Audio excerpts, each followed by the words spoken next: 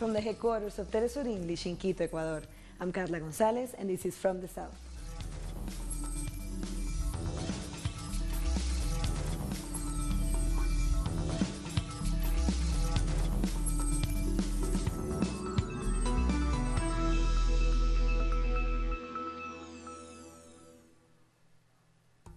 We start in Colombia, where an article published by the Wall Street Journal linking FARC member Ivan Marquez with drug trafficking is putting the peace agreement between the FARC and the government of Colombia at risk. Political leaders are warning about how fragile the peace process is. Presidential candidate and former peace negotiator Humberto de la Calle made a call to the people of Colombia, asking them to defend the country's sovereignty and to not let the opposition groups end in peace in the country. Peace in the country is at risk. Uribe and Duque are spreading lies and hatred. They are leading part of the population to feel nostalgia for the war. The Constitutional Court has opened the door for Congress to betray the peace agreement. The call of former chief negotiator comes after the arrest of FARC member Jesus Santrich and the publication of an article in the Wall Street Journal which alleges the possible connection between another FARC member, Ivan Marquez, and drug trafficking organizations. As soon as the Santrich case became known, I said that he should face consequences if found guilty. I thought this was an isolated case, but in light of what the Wall Street Journal said, some new questions have emerged. The article reaffirmed that there cannot be impunity for the members of the FARC, regardless of the rank. But given the national security interests, I think it is up to the Colombian justice system to decide. And even though the public prosecutor's office has already said there is no investigation on Ivan Marquez, the Wall Street Journal's article brings the possibility of achieving an already fragile peace agreement even further. Thank you. Following the controversy of this article on Marquez, Colombian President Juan Manuel Santos acknowledged the difficulties the peace process is facing. Santos took to Twitter to make a call to remove the obstacles. "We will not allow anyone to throw peace away," he said. In Nicaragua, people are expected to gather again on Monday in a march called this time by President Daniel Ortega to defend peace and dialogue. Over the weekend, thousands of Nicaraguans marched in Managua to demand the end of violence, sparked by protests against the government's reform to the social security system. Demonstrators also gathered at the Metropolitan Cathedral for an open-air mass called by the Catholic Church. Busloads of people from rural areas took part in the weekend demonstrations after 10 days of protests left at least 11 dead. Cardinal Leopoldo Brenes, set to mediate the dialogue, said the church will wait for a month to see if the parts are committed in reaching agreements.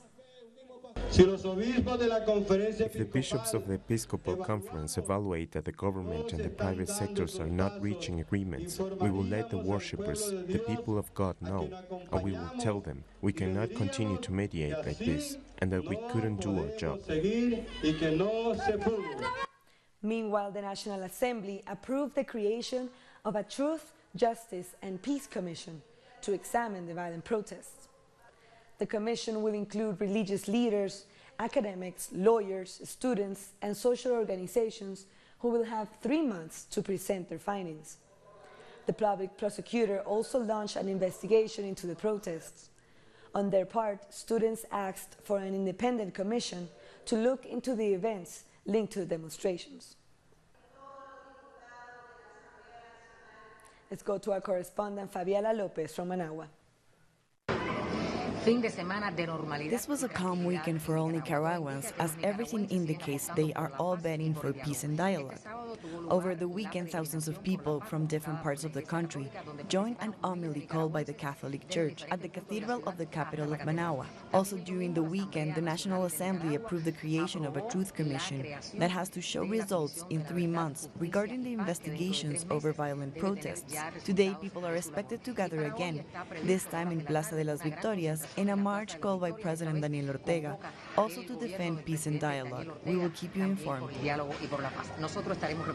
Fabiola Lopez from Managua.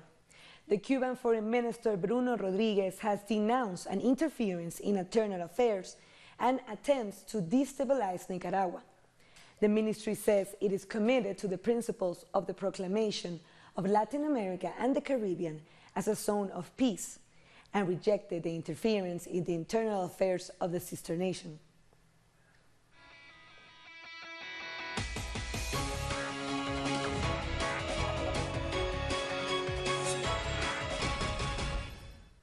Venezuelan President Nicolás Maduro addressed a rally in the state of Lara over the weekend as the campaign race continues.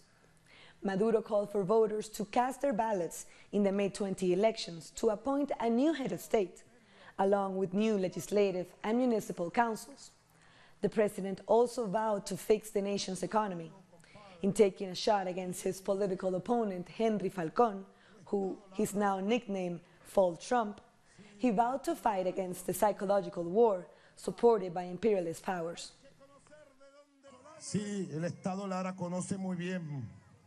The state of Lara knows very well the proposals of the candidate backed by the oligarchy and imperialism. You all know Henry Fall Trump. You kicked Henry Fall Trump out of this local government. Do you remember any project executed by Henry Fall Trump in the past 9 years? Do you remember anything good he has done for the people in the past 9 years? That's what the oligarchy does. He betrayed education unions. In 2012, he said that he will improve the salaries and contracts of Lara's teachers. But that was a lie. After 5 years, the teachers didn't receive anything, making less than minimum wage. You're a liar, Henry Fall Trump. To know more on the election campaigns and the opinion polls, we go to our correspondent Ian Bruce in Caracas. So the official campaign for the 20th of May presidential election is now into its second week. President Nicolás Maduro was campaigning in Lara at the weekend. The main opposition candidate, Henry Falcón, was in the east of the country in Cumaná. We're expecting more campaign activities today in Cojedes state and around the country. Now, one interesting thing that did come out of the weekend was a new poll by the Hinterlasses agency. I should add a word of warning here. Election polls, public opinion polls in Venezuela are notoriously unreliable. In fact, for 15 years, most of the polling agencies have very clearly favored the opposition. They've given them very inflated numbers, and that has fed into the whole narrative of fraud when they don't get the results they expected. Hinterlasses is one of the two somewhat more serious polling agencies, although it has been accused of tilting towards the government. But if we can take seriously the results of this poll, the headline figures are not that different. They give Nicolás Maduro 51% of the preferences. They give Henry Falcón 28%. Small surprise here is that Javier Bertucci, the third place candidate, the evangelical pastor, has 16% in this poll. That's somewhat higher than most people would have predicted. But there's an interesting figure behind the headline figures in this poll, and that's on the number of people who say they do definitely intend to vote or probably intend to vote. Now, 54% say they definitely intend to vote in this poll. 16% say they probably intend to vote. That's 70% saying they basically intend to vote. On the other hand, only 22%, only 18% say they definitely won't vote, and 12% say they probably won't vote, a total of 30%. Now that, if we can take those figures seriously, if they're accurate, that does suggest a significant decline in support for those traditional parties of the opposition who, of course, have been calling for a boycott in this election. Anyway, we'll see how this week plays out. That was Ian Bruce from Caracas. The second edition of Expo Venezuela wrapped up in Caracas on Sunday. Around 400 private, public, and mixed ownership companies were chosen to build the foundations of a new productive national economy. Companies have been converging in the Caracas Polyhedron Arena for the second edition of the Venezuela Expo. One of them is this sportswear brand. It makes 100% Venezuelan products and began exporting goods 2 years ago. Today, they make the uniforms for the Aragua Tigers baseball team and the Venezuelan Beach Volleyball League. The idea behind this is that there is opportunity in everything. We are entrepreneurs. I am proud to be Venezuelan because that has allowed me to start a business based on a necessity, with an eye on helping our economy. The goals of this expo are to move the country away from being a rentier state and to increase internal production. Here you can find all kinds of companies, like this technology and electronics company, which has been in Venezuela for over 10 years. Difficulties exist, we won't deny that. Companies like us depend on foreign currency, and we must be very careful in regards to our administration in order to participate within the outline of DICOM, the currency exchange system for our floating currency. DICOM gives us preferential currencies to be able to continue producing at affordable costs, so we may sell products in the domestic market with competitive pricing compared to transnational brands. The Venezuelan cryptocurrency, the Petro, has been one of the exhibition's main attractions. During the opening, President Nicolas Maduro announced that in its first month of pre-sale, the Petro had collected $3.3 billion. There are high expectations. People come to ask how to buy the Petro, what the Petro is about, whether or not it can be mined. Of the nearly 400 companies that are participating in the Venezuelan Expo, 47% are participating for the first time. Inside and outside the arena, private, public and mixed ownership companies are set to meet until the convention wraps up on Sunday, making this second edition of the Venezuelan Expo a complete success. The agro-food industry is one of the most visible industries at the fair. Farmers and campesinos from around the country have traveled to Caracas to show what they have produced. Despite the difficulties we face, we have not stopped. We are increasingly investing in genetics and improving our pastures so that animals are healthier, so that they have a better development. Of the total number of participating companies, 165 come from the public sector, 190 are private and 12 are mixed ownership. We'll take a short break now, but join us again after this look at what our multimedia colleagues are reporting.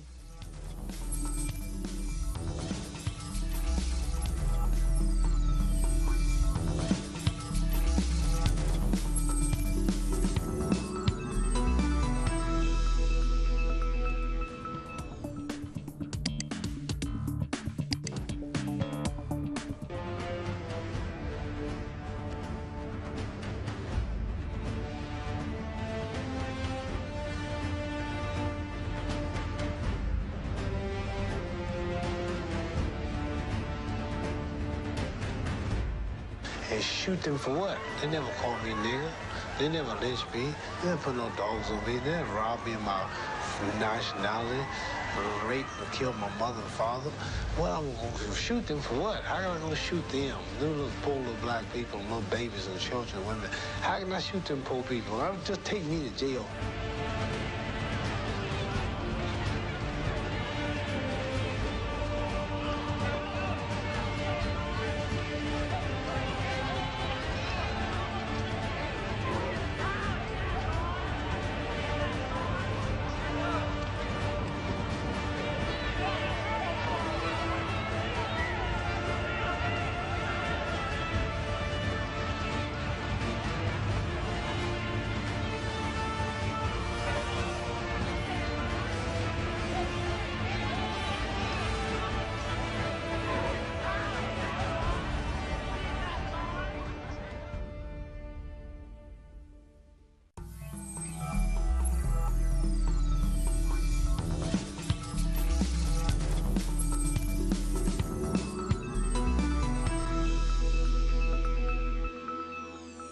Welcome back.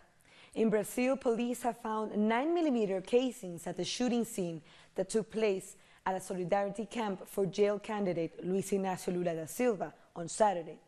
The casings come from the same class of handgun used to kill Rio de Janeiro councilwoman Marielle Franco.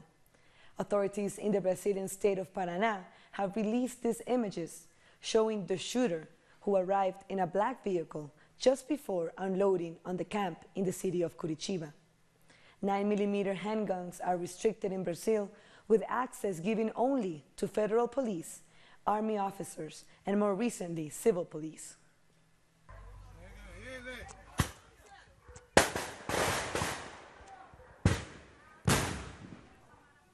Trade union member and Lula supporter Jefferson Lima continues to recover after being shot in the neck during this violent attack. Lima was one of the 2 demonstrators injured in the early morning shooting, along with Macia Rash. Rash was hit in the shoulder by bullet fragments. Lula supporters have been camping outside the federal police headquarters in Curitiba since he began serving his sentence for alleged corruption. Demonstrators insist he is innocent and say they won't leave until he's freed. Still in Brazil, a protest against Nestlé and its move to privatize water in Brazil took place in Sao Paulo. Demonstrators took to the streets with banners and chanted in response to an ongoing water takeover by the multinational company. Environmental activists and indigenous leaders who defend water resources in the country continue to be threatened, criminalized, and murdered. A handful of Central American migrants scaled the border fence dividing the U.S. and Mexico during a demonstration on Sunday. On the ground, dozens carried signs and chanted in support of Hondurans, Guatemalans, and Salvadorans who drew the wrath of President Donald Trump in a month-long caravan to the U.S. border. Most of the group of about 400 travelers who arrived in the border city of Tijuana over the past couple of days said they intended to legally seek asylum in San Diego. I'm here for the caravan and for the refugees, the people who came here from their countries looking for refuge and peace. I'm here to support them and show that they are not alone and they have someone on their side. These people have come from Central America. They are fleeing really for their lives. And we are a country which has a long history, a very mixed history, but a long history of receiving people. And I'm very worried about what's going to happen to them when they attempt to apply for asylum when they cross the border, because they have the legal right under international law to do that. For more on this migrant caravan, our correspondent Pablo Perez has a story. 300 migrants who are part of a caravan that started in Chiapas have crossed Mexico and arrived to the city of Tijuana, on the border with San Diego, California. The majority of them are from El Salvador, Honduras, and Guatemala, and they intend to ask for humanitarian asylum. Let's remember that on May 25th, more than 1,500 migrants started the march heading to Tijuana that sparked Donald Trump's outrage on social media, particularly against the caravan and the government of Mexico. These migrants have already asked for asylum here in Mexico. The majority of them left their countries because they fear for their lives. Also, yesterday, some of the couples that arrived in Tijuana got married so that they can ask for family asylum in the U.S. We are not sure how this strategy is going to work, but it's part of the migrants' fight for a better future without violence. That was Pablo Perez from Mexico City. 3 men who were sexually abused by a priest in Chile have described their private meeting with Pope Francis in the Vatican on Sunday as helpful and respectful. One of them, Juan Carlos Cruz, has tweeted on his 2-hour meeting with the Pope, saying the pontiff listened to him with, quote, great respect, affection, and closeness. The men were abused by Chilean priest Fernando Caradima back in the 80s and were invited by Pope Francis to visit the Vatican last week. The meeting is seen as a change of position by the Pope, who initially defended the bishop who covered up the crimes of the priest who abused of the victims. One person was killed when tear gas canisters were thrown into a room where a political meeting was being held in Haiti. The video, posted on social media, shows the aftermath as people ran for safety. Opposition Senator Yuri Latortu blamed the police and the ruling party for the attack.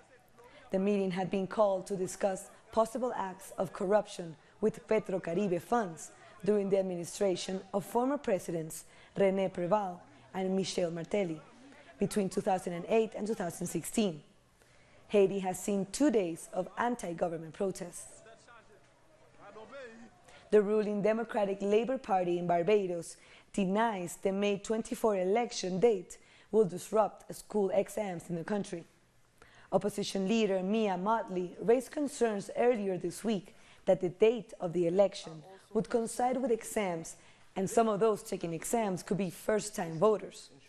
In a press conference on Friday, Minister of Culture, Youth and Sport and candidate for Christchurch West Central, Stephen Lashley, said the students taking those exams will be able to do so without disruption, and those planning to vote will be able to do so.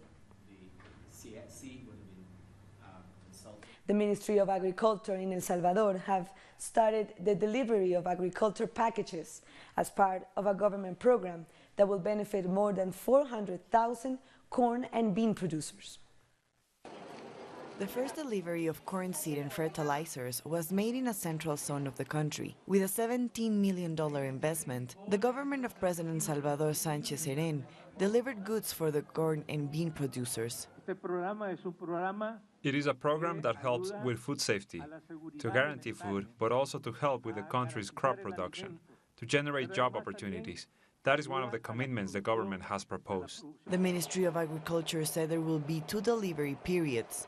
One will start today in the western and central part of the country, and the other in 2 months, for the eastern zone, where the winter arrives later. More than 40 warehouses have been enabled for the distribution of the packages. It is a seed that meets all the nutritional conditions, meaning all the vitamins, acids, etc. But not only that, it is a seed that is able to adapt to climate change. The official number of beneficiaries is more than 400,000 people, and more than 190,000 are women. Sebastiana Artiga sees the delivery of corn seeds as a vital contribution to the food sustainability of her family of 16. One needs to know how to take care of the corn seeds so that it keeps on growing. And after it's fully grown, we have the pleasure of eating it. It is expected that for the period 2018-2019, the rainy seasons will be favorable in the region. The implementation of the program of agricultural packets has guaranteed the national supply of corn, which has allowed to maintain a stability of market prices. We'll take one last short break, but join us after another look at what our multimedia team is reporting.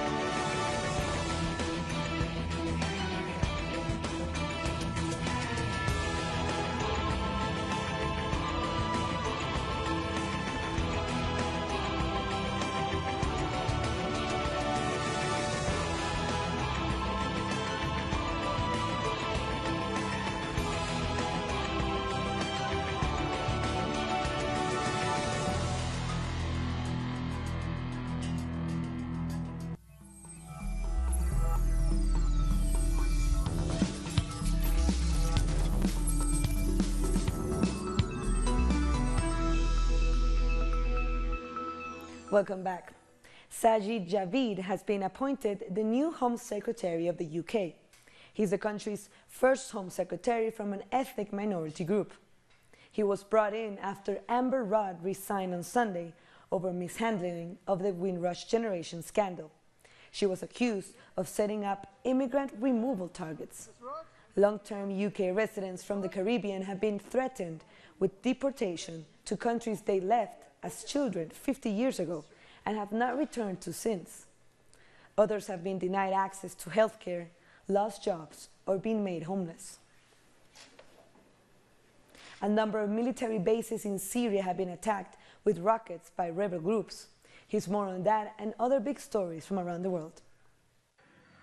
Syrian state media Sana has said that rebel groups have attacked multiple military bases in Aleppo and Hama on Sunday. Dozens of pro-government fighters have been reportedly killed. Earlier this month, the US, UK and France bombed 3 facilities in Syria as they were allegedly part of a chemical weapons program.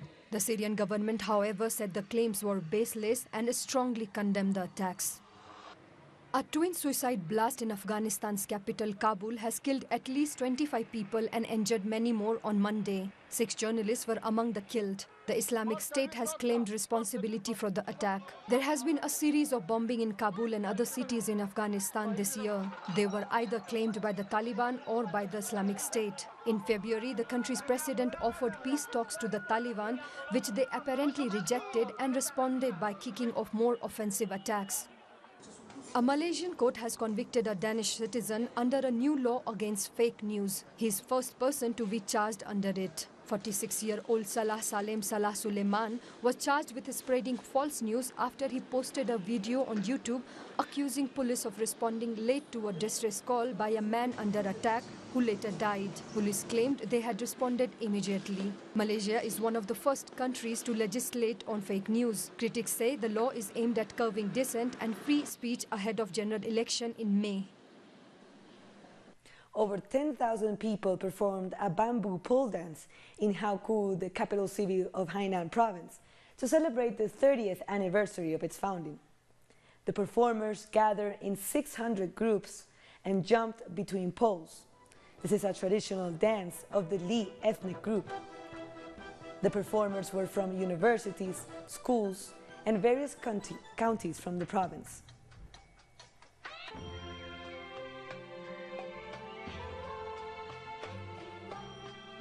And with that, we come to the end of this news brief. But this and many other stories, you can find them on our website, telesurtv.net/English. And you can also join us on social media, on Facebook, Twitter, and Instagram. For Telesur English, I'm Carla Gonzalez. Thank you for watching.